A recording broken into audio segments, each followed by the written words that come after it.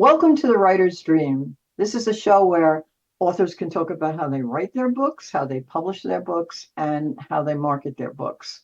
You can find us here at LTV. If you go on the ltveh.org website, you can find the show just by clicking on the videos. We're also on Facebook. Look for the Writer's Dream. We are on YouTube. Look for my name, my full name, Linda Maria Frank, and also Cablevision Long Island. Okay, so find us. We have interviews with probably 200 authors. Most of them are local, but some of them are from different places, like today's guest, Karen E. Osborne, who's in Florida right now enjoying the weather. So without further ado, I'd like to introduce Karen. She is an award-winning writer. I love it because she writes mysteries, and so do I. You can find her on Facebook. Just look for her name, Karen E. Osborne. She's on YouTube, Instagram, LinkedIn, and BookBub. Um, I say all these things simply because I don't expect you to remember them, but it's so important when you're a writer to have a presence on the internet. It really is. That's how we advertise our books today. Many of us, if we didn't have the internet, such as myself, because I'm an indie, I don't know how I would get anything out there. Karen has written several books, and she has won awards for them. She's an award winner. She's won awards from bestthrillers.com, from Reader's Favorite, Maxi Award. She's done that in 2024, 2023, and 2022. Also Kirkus Review and Amazon Kindle bestseller. So she's very impressive. Her books are Justice for Emerson, which we're going to talk about today, True Grace, and Reckonings. I'm trying to find them in here. Tangled Lies. And did I leave anything out? Getting it right. Okay. All right. So tell us about Justice for Emerson. I read the book and I really, really liked it. I found it to be very authentic. Oh, thank you so much, and thank you for having me. I'm delighted to be here, and hello to everybody out there. And I just want to correct one little thing. Okay. I live in Florida, but I am not from Florida. I am a New Yorker, Okay. All right. We love New but I Yorkers. but I am enjoying beautiful weather today. So, Justice for Emerson is a dual timeline murder mystery. It's a present day murder mystery where Aria is the CEO of a not for profit that helps the unhoused and hungry and people looking for work. And she's 50, she's a widow, young widow, and she runs this not for profit. And she comes to work in the very beginning of the book, first chapter of the book, and she finds a beloved volunteer murdered in the basement. And not only does she find the body, but the killer is still there, and she sees him and he sees her. And so the present day story is how that murder gets solved and all the threats and all the things that happen to Arya and the two men who are very interested in her and all of those things. And then the dual timeline part is we meet Emerson, who is the murdered victim, a 77-year-old Vietnam vet. We meet him back in 1968 when he's 20 years old and he is on a flight to Vietnam on the day that Martin Luther King was assassinated. And then we see him over time and how he ended up in that basement and who killed him and why. Exactly. And having lived through the Vietnam era myself and all of those assassinations, and I was a young adult at the time, you really captured the feeling of the time and how, we're going through hard times now, but that was a really difficult time then. And you didn't know who to love and who not to love. That's the way Mm. I felt about it. I was teaching 14-year-olds, and after 2 or 3 years of the war, I looked at them and I thought, in a few years, they'll be shipped off to Vietnam. and it just broke my heart. And then of course Kent State finished me off entirely. I mean, that was so unnecessary. But at And any Bobby rate, Kennedy was oh, assassinated that year. mhm. Yeah, that That year was, was, yeah. and also the political conventions. It was really a tough time for the United States and the people who lived there. But that was, you really captured that, and and Emerson's struggles through that time. I mean, from 1968 all the way through the present, his back and forth with alcoholism. I found that also very realistic. Um, so we can't say who murdered uh, Emerson because you have to read the book. But talk about Aria. Talk about her as a character. I found her very endearing. I love her. I love Aria. So as I mentioned, she's 50. She also is, she's 5'2", and she has a chip on her shoulder about being short. So she wears very, very high heels, and so she can be taken seriously as a CEO, and she has a working on her executive presence. And but there's a young man who's in love with him, and Jax is, as far as she's concerned, Jax is too tall. He's 6'2". She can't imagine how somebody 5'2" and somebody 6'2" make love. I mean, how does that work? Does he lift you up? What is that? What? How does that work? And then he's too young because he's only 40 and she's 50, and he's too rich. What will it look like? He's a volunteer and a donor. What will that look like? The papers will say, CEO canoodling with wealthy donor, so that's not good. He's too white because Arya's black and Jax is white, and it may be too soon because she only lost her husband, who she loved dearly, 2 years for.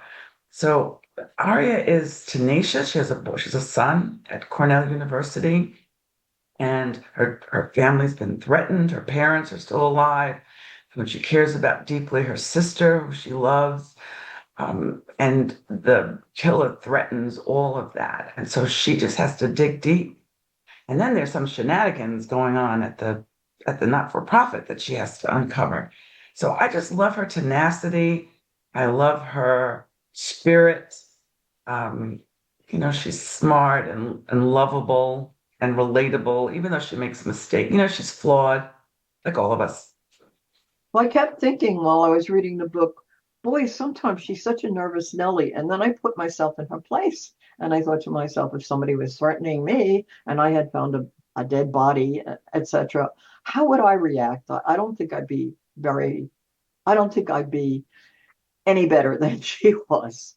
And and Jax is very interesting too. He's very patient. Yes, isn't he a sweetheart? I really like Jax too. He's a good guy among all the bad guys that are. There's lots of bad guys in this story.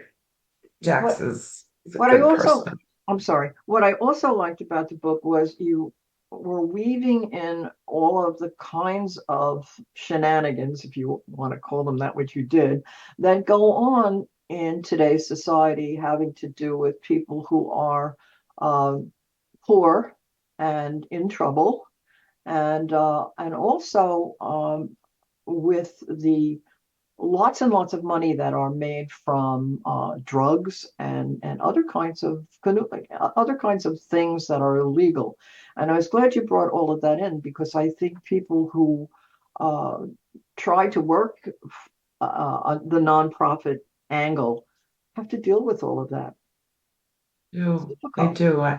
Um, the I always try in all of my books to lift up some social issues that are important to me. Hmm. And so the unhoused and the hungry, my husband and I, in my church, we volunteer every week.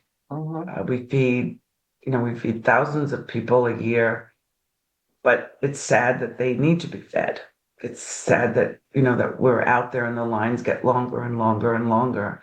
And they Uh, will. Hmm. and it's getting worse now. Hmm. So that's very important to me. So I try without being preachy. I just weave it into the story Hmm. so that people can, and I try and find some moments that would help readers have an emotional connection with somebody who's suffering. And Hmm. then the other that I lifted is addiction, which is another area that's close to my heart, and how hard it is to break any kind of addiction. We it's just Yes. it's not an easy thing. And Emerson is a good man, and Hmm. he keeps making mistakes. But when we meet him dead, he actually had conquered it. Hmm. He was as much as you can conquer a lifelong addiction. So I just try to find different social issues to weave in through the story and bring that up to my readers. And I think that's what makes a book successful because if you're just doing a straight mystery plot, it's just a straight mystery plot, but you have to make your characters lovable. But why do you write mysteries? Why did you pick mysteries to write? That's what I read. Yeah, me too. That's funny.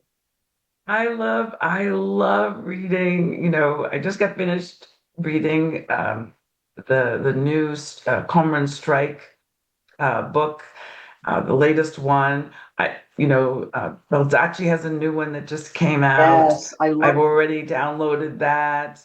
Uh, Connolly, who's one of my favorite, Michael Connolly has a new Lincoln Lawyer. So I just love mysteries. I also love historical fiction. Me too. And so weaving in the historical part, and then one of my previous books, True Grace, is historical fiction. So, I write what I love to read. Yeah. Was there any particular life experience that inspired your writing? What made you write in the first place? Oh, I was going to be a writer from the littlest girl ever.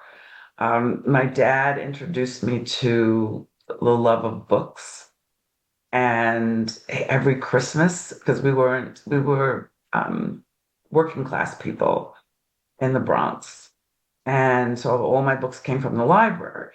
You could borrow 7 books a week, and you couldn't get any more until you return your 7. So every week I'd walk my little self would walk to the library. But at Christmas, my dad would buy me books that I could own. And Mm, he'd buy me classics. And he's bought me Somerset Maugham and um, Daphne du Maurier. And, mm, so I loved books. And I was always making up stories. I made up stories constantly. I would tell people that they were true. And I'd get in so much trouble when they found out that I just made it up. I even made up stories at school when I was supposed to turn in a book report. I would make up my own story. I'd make up the publisher. I'd even put an ISBN number and write the book report on something that, I wrote in my head. that's quite a scheme you have there. That's a good idea, actually. I think that's what I do. But I didn't get published until I was 69 years old. Oh, there you go. How did you publish? So all of my books are with a small press. So the first book that came out was with a different small press that I'm with now. And a friend helped me get an agent. And then the agent found the small press for the first book. Mm. And, that was hard. It was hard because I didn't know what I was doing. I don't know if you experienced this, but that first book, I just made so many mistakes, and I would give it to people to read and to give me feedback. And I took classes, got them classes online, and uh, but I remember a teacher telling me in high school.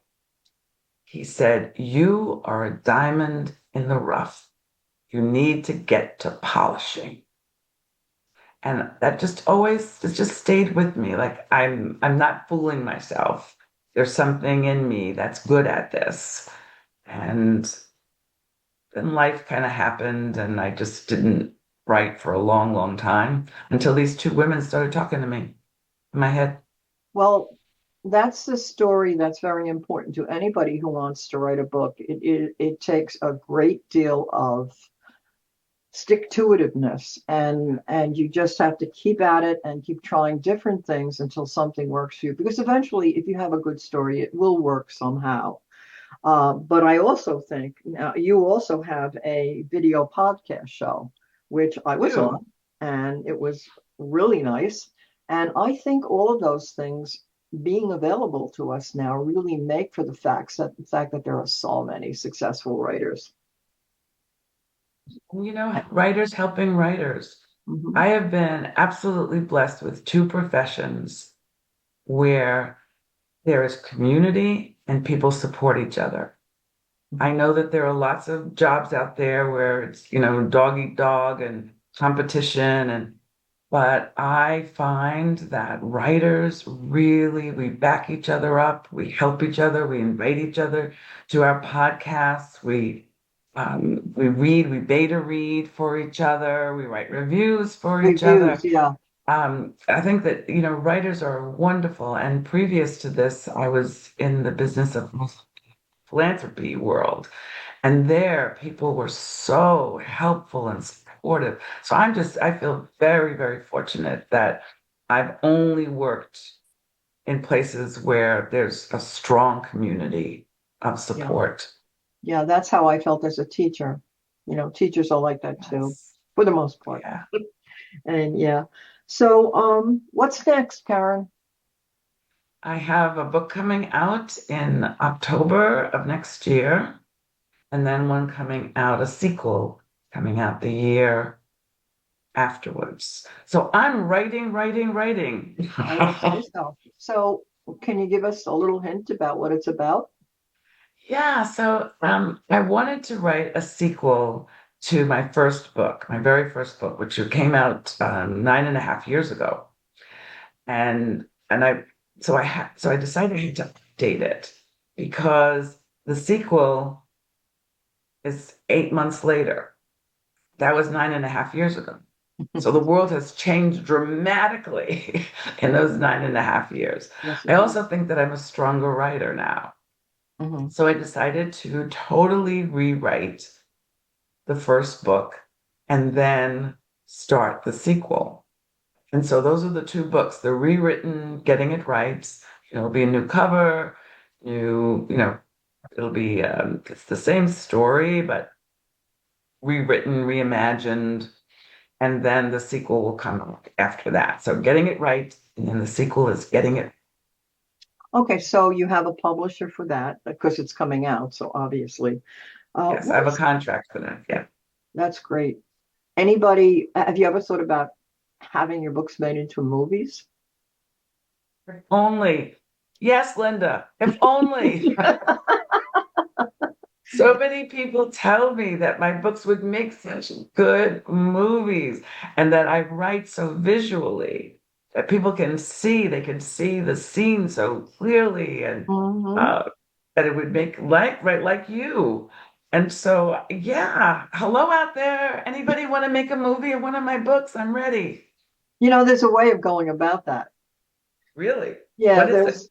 there's a website. You have to Google it. I can't remember the name of it. I actually, if I can find the little talk I did about it, I'll email it to you. But there's a website, and it has all of the producers who provide the money. You have to find a producer who provide the Yeah. money to make.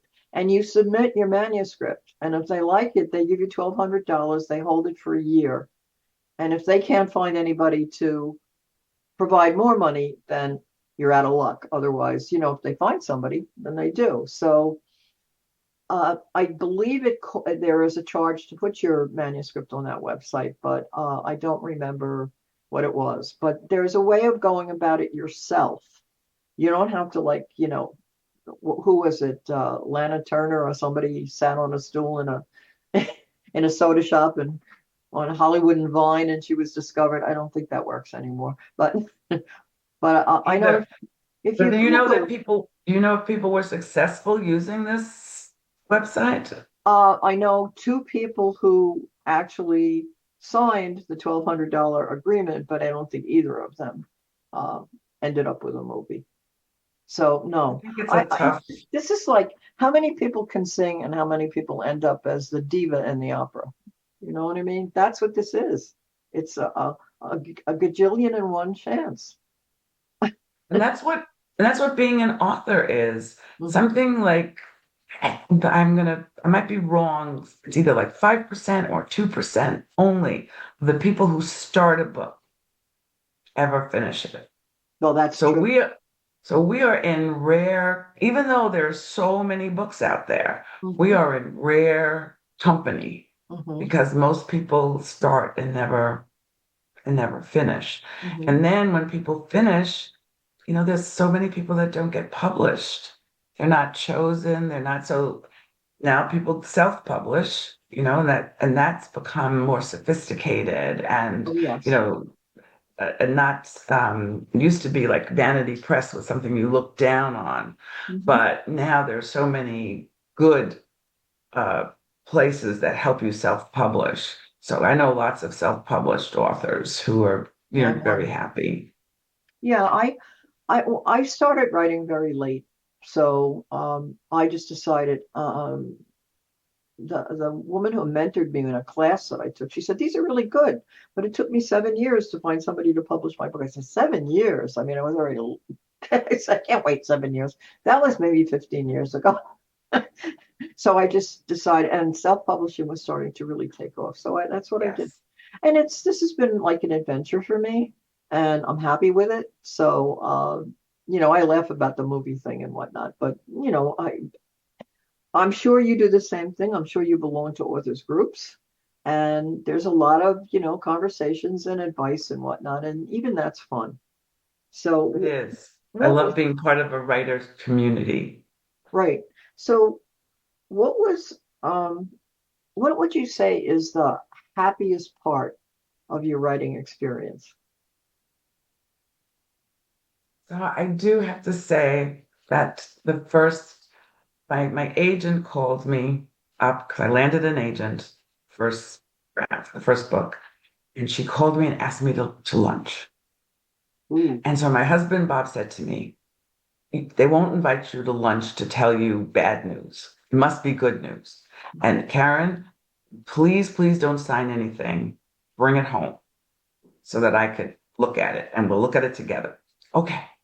So I go to the restaurant and Marie tells me, yes, they have a contract, and she shows it to me. And I was very professional, Linda. I took notes, and at the end I shook her hand and thanked her. I hit that doorway of that restaurant and I cried. Grown woman, 68 years old. I cried all the way to the parking lot. I brought the contract home and I put it in front of Bob. And I said, I know you're going to look over this really carefully. And I trust you and you always guide me well. But I'm just telling you, I'm signing that sucker. Well, they tell you though, they tell you to get a lawyer. There are lawyers who do this specifically. I know. I And didn't. I didn't. And no, and and and I see I should have. I see in future books, I see how it was good to not just sign the first thing that somebody shows you, but I had been waiting. This was like just like an amazing dream come true. Somebody wanted my book and was willing to publish it and put money into it. And it was like, now I still get happy. I still get excited every time a box of books come and I open them and I'm still excited every time I get a yes, for another book. But that first yes was sublime. it's like having a baby. It is with Um, less, so with more pain. yes, we have only a couple of minutes left. So I'm going to ask you for your advice about how to get reviews because that's one of the most challenging things that authors face. So remember, Do maybe a minute and 15 seconds. Okay. So I ask my fellow authors, I do review swaps all the time. And I also have put my book onto Instagram tours where the The reviewers are not paid, just the tour guide is paid. But and then you make relationships with these reviewers. Mhm. So since then, I'm able to be back in touch with them. Not part of a paid tour, just to say, you read my last book and you liked it. You gave it such a great review. I wonder if you'd be interested in reading my new one.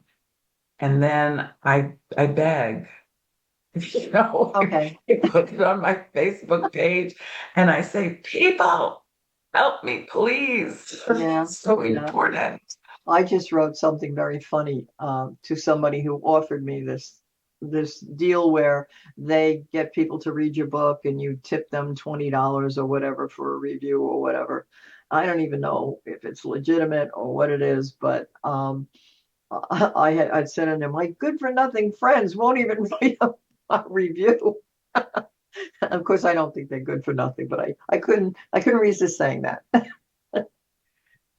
So So, you that are watching, think about authors you love. Go write, whoever they are, go write a review for them. And if they already have a zillion, go look for an author you love that only has 100 or 200 or 50 and write a review. We thank okay, you in advance for all the writers. thank you. I think we're out of time, and this was so much fun. And I was glad to return the favor because you did a review for me. So thank you, Karen. Thank you.